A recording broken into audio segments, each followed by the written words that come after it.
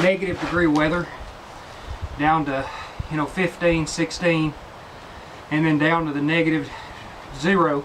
I've slept in this like that. I like the front open. I like getting a breeze. I sleep with the fan anyway, so I like to just leave it open. I don't close it up much.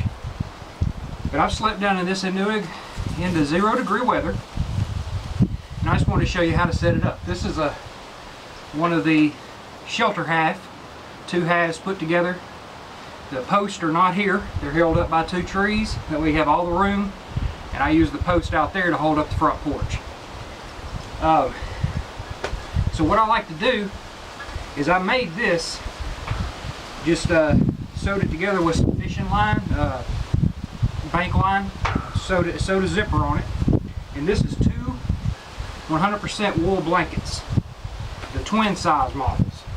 I got 2 of them, and I sewed a zipper on them, and this is my sleeping bag, and I kind of turned it into like a 2-part bivvy, I guess you could say, or like a military 5-layer, because what I do is I have the sleeping bag, which keeps you plenty warm. Wool blankets are really good at that. I sleep on a sleeping pad, which this rolls up in to keep it dry on the outside, and I usually put it down inside of a trash bag, a really big trash bag, the 55-gallon drum liners. I get those, and that's like an outer layer that I can put over the top of this if it was raining.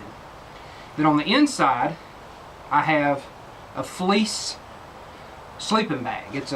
I think I bought them a long time ago from Cheaper Than Dirt. They were, I want to say they were like 15 bucks a piece or something like that, and they're a light fleece sleeping bag, and I keep it down inside of it, so I have 2 layers there, and then the trash bag over the top, which makes a water bivvy, like a weatherproof bivvy. I also have this tarp that is in this little stuff sack that I usually stuff down in it. And I have this tarp as more of a bed, just a moisture barrier to keep you off the ground. So this is a way to set up your shelter half and take you down to negative degree weather.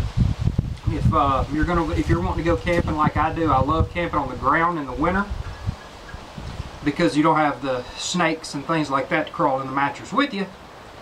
But during the winter, it also gives you some warmth coming up off the ground. You hang in a hammock, it gets really cold. So I'd rather go to the ground whenever it's below freezing and under, down to when snow's on the ground, and hang whenever it's above freezing. Whenever you have 40, 50 degree weather, you can use an underquilt and an overquilt and be fine. But this is how I sleep whenever I know it's going to be cold. If I'm going out on a squirrel hunting venture or something like that, where I know I'm going to stay the night, this is how I take it. It's a lot more heavy than carrying a hammock. This is weight, but usually when we go, we carry them on 4-wheelers, things like that, and it doesn't matter the weight. The 4-wheeler don't care. So I carry as much as I can be to be comfortable without having to worry about weight so much, because we'll pull the 4-wheeler right up to where we're going to go.